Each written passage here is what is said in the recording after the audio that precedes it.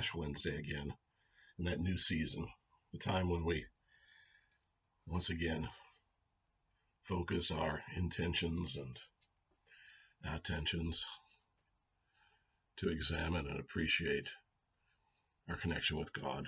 All the tools we've been given to understand and nurture that connection, that relationship with God, and that role we have within the covenant.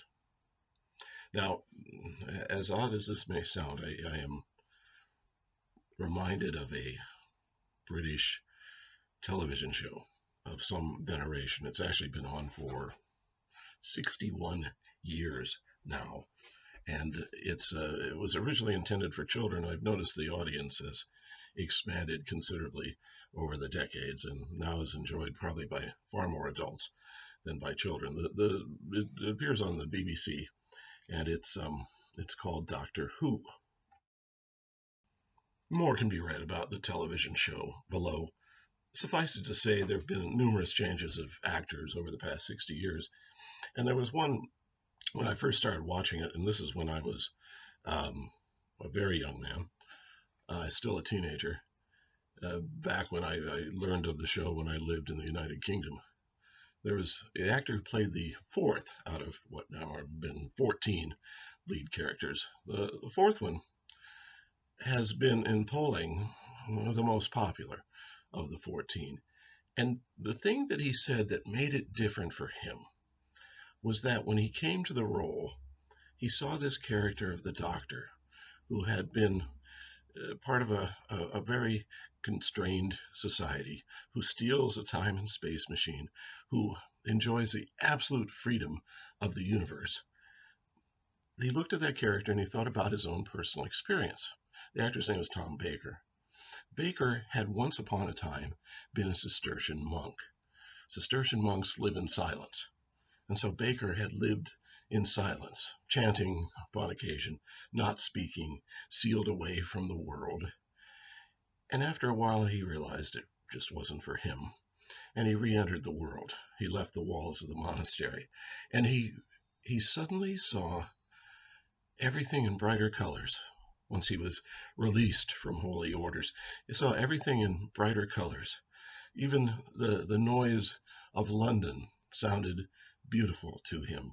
It was like, as he said, he was experiencing all of this, all of life for the first time, and it was wonderful, and it was glorious. Now, even though our season of Lent is a time of seriousness, and as I said earlier, of great focus and intention, we tend to get a more dour sense of spiritual possibility. And I'm just wondering if it wouldn't be maybe more interesting, more appropriate, or certainly more liberating this Lent to see it as Baker, Tom Baker, the actor, saw it upon leaving his Cistercian monastery and embracing this role that he would bring all that verve to. The Doctor becomes this fellow who's just wondrously curious about everything that exists in the universe. What if we treat Lent in the same way? What if we see it as an opportunity to appreciate God's splendor in all things in creation, in the colors, in the sounds, in the glorious cacophony of life? What if we look at the world and see it for its brightness and wonder, and we learn to do that during Lent, so that when we get to that glorious morning of the resurrection, we have a much better appreciation of what has been tendered unto us? Because as Christians, we are expected to sing to the Lord a new song, Cantate Domino.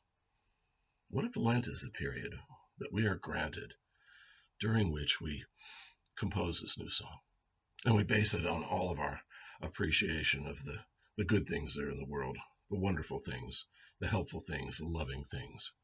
This is the season, these 40 days, when we compose that song, so that on Easter morning, in the glory of the resurrection, we can sing it. We can sing it out. We can make it our own, and we can share it with the world. Well, thanks for listening, everyone. I'll be talking to you again tomorrow.